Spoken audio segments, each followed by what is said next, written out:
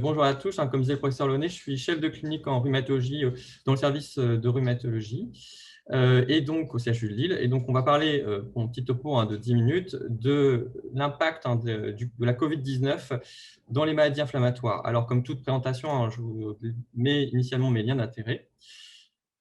Alors, j'ai fait une toute petite diapo pour vous remontrer un petit peu le contexte. Vous voyez quand même, là, j'ai fait les dernières, je pense que c'était dimanche dernier, le nombre de cas quand même de gens contaminés. On voit que la mortalité est quand même variable selon les pays. C'est juste pour vous donner ces chiffres à titre d'indication par rapport à la suite du topo.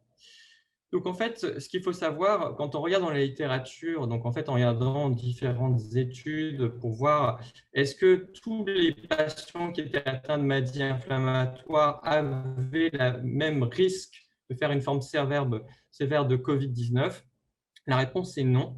Et en fait, dans la littérature, ce qu'on voit, c'est surtout les pathologies, on va dire, dysimmunitaires type polyarthrite rhumatoïde, notamment avec cette étude qui montrait chez une cohorte très connue aux États-Unis des vétérans de l'armée américaine, où par rapport à des patients qui n'avaient pas de polyarthrite rhumatoïde, il y avait un surrisque, 1,37 fois de faire une forme sévère.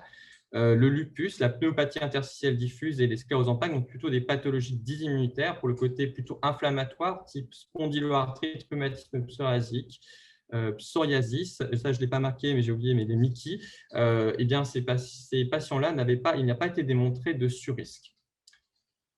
La deuxième question qu'on peut se poser, c'est est-ce que pendant ces périodes notamment de confinement, est-ce que les gens qui étaient atteints de maladies inflammatoires ont fait plus de poussées? Alors, en fait, vous allez voir, j'ai beaucoup d'études sur les patients atteints de rhumatisme inflammatoire. C'est parce que tout simplement, en fait, c'est dans ces cohortes-là où on a le plus de données.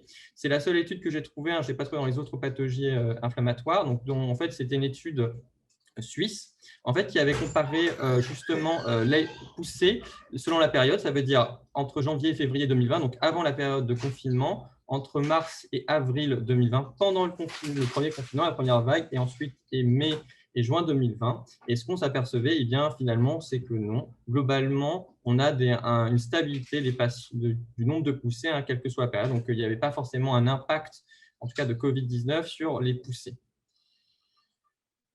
Ensuite, on peut se poser la question notamment sur les pathologies que vous avez vues où il y avait un surrisque de forme sévère. Est-ce qu'on avait des traitements de fond qui pouvaient avoir une forme sévère? Et donc là, je vous parle des dernières études, notamment qui ont été présentées dans le congrès de rhumatologie. Donc celle qui nous interpelle le plus, malheureusement, on voit effectivement que c'est ce traitement-là où on a le plus d'impact sur la sévérité et la mortalité des patients qui développaient un Covid. Et on vous montre cette petite diagramme parce qu'il est assez marquant. En fait, là, c'est en orange, c'est les formes sévères et en bleu, c'est les formes non sévères. Et vous voyez que par rapport au moment où vous faites la perfusion réciproque et où vous développez la COVID-19, eh bien, plus vous éloignez du moment où vous avez fait la perfusion, moins dans cette étude, les patients qui avaient une sclérose en plaques avaient de chances de faire une forme sévère. Donc après, je vais vous parler notamment de l'impact aussi sur la prise en charge de ces patients. Donc l'étude qu'on avait du CHU qui s'est intéressée sur l'ensemble des pathologies inflammatoires, donc, ce qu'on appelle Confimid, et bien qui a étudié sur 920 patients des différents services, que ce soit sclérose en plaques, psoriasis, rhumatisme inflammatoire chronique. Eh bien, en fait, 20% des patients avaient un suivi moins bon par le médecin généraliste. Il y en a quand même un quart qui a rapporté une aggravation des symptômes. Et dans le service, on a fait une étude aussi sur les patients qui avaient l'impact aussi de la première vague sur les patients atteints de rhumatisme inflammatoire, donc polyarthrite rhumatoïde, spondylarthrite et rhumatisme psoriasique.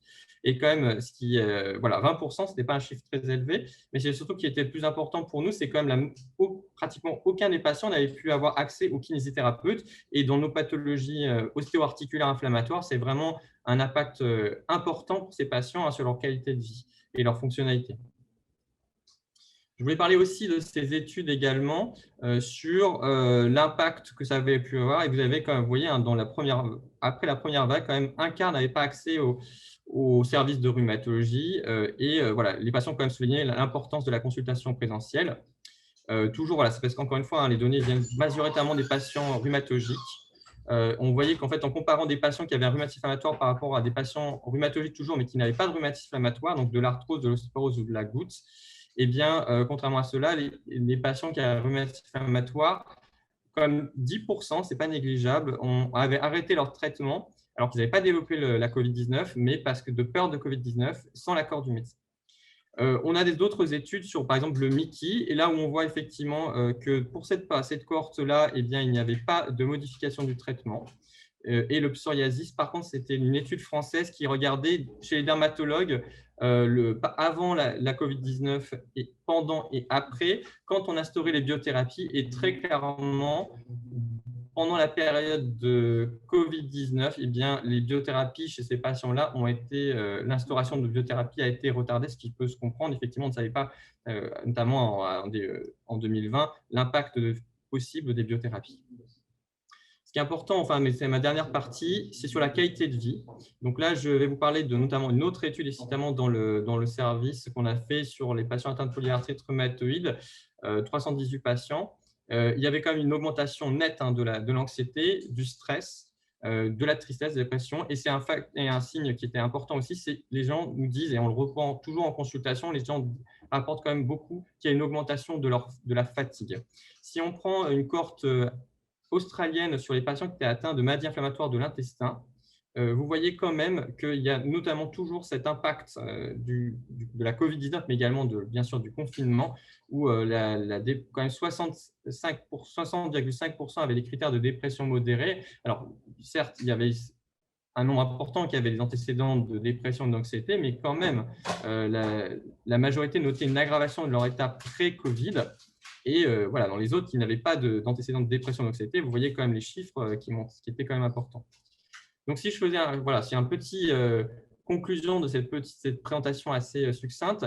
La sévérité est différente selon la pathologie inflammatoire. Vous voyez que c'est surtout les pathologies, on va dire, plutôt dysimmunitaires, polyarthrite rhumatoïde, pneumopathie interstitielle diffuse, sclérose en plaques.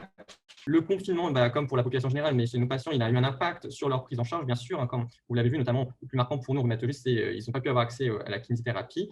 Et bien sûr, sur l'état psychologique des patients, et que donc on doit être effectivement très sensibiliser sur cette partie-là pour justement adapter notre prise en charge.